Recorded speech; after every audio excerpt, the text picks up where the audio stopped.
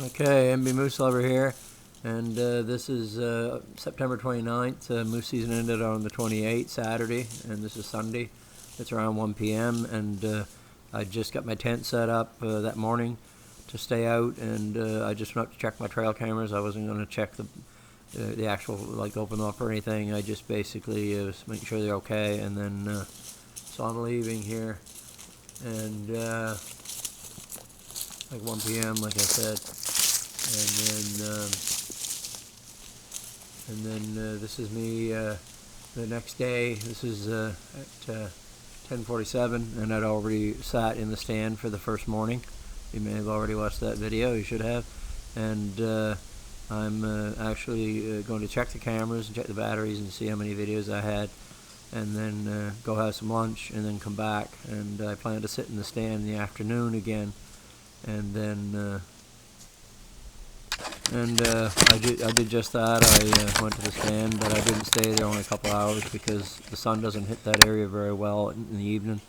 You can't film as well, so on this upper end the sun goes down on this side, so I decided to go just stand.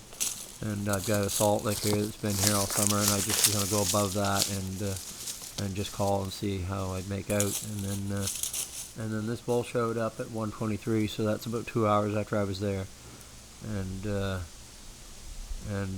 when I found this video on the camera, trail camera, I checked to see if it was the same bull that I'd called that morning on the 30th, and it isn't. His palms aren't quite as wide as the other one. The other one's got a few more points, but they're similar in size. And he's just sniffing around here. I don't know.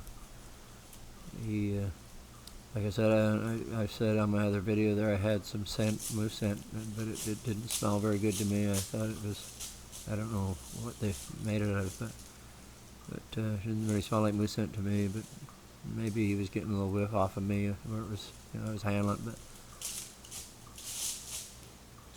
where I had just been there a couple hours earlier. And then so you'll see me here coming later. I left the stand, I think it's around 2 o'clock that I've come up here to this spot. I zoomed that in a little bit there, so on the trail cam, just so you can see him a little better. And then I was trying to rig up a thing here. I don't know how to do it very well on my editing, to superimpose two videos or pictures together, and I've done it somewhere. I did it on a program, but anyway, I basically figured out a way to do it anyway. I used transitions between two frames of a video, and I wanted to show the size of that bull compared to me, to my height. So at the end of it here, I'm going to do that. It's not too bad. It's a good indication of how big a body he is. So here I am. I'm heading up from my calling session, and it's around 4:20, and I stayed till about 7. And then this is where I wanted to show the size of this bull, and it didn't turn out too bad the way I figured out how to do it here. So I'm 5'8", so when you see the top of my head, he's over 6 feet at the hump, and even he's close to 6 feet right to his back. So if I was going to put a saddle on him, I'd need a step to get up. It just shows you how long their legs are, and he's only like a 2-year-old moose, so it just shows you how big they are in body. It's really amazing.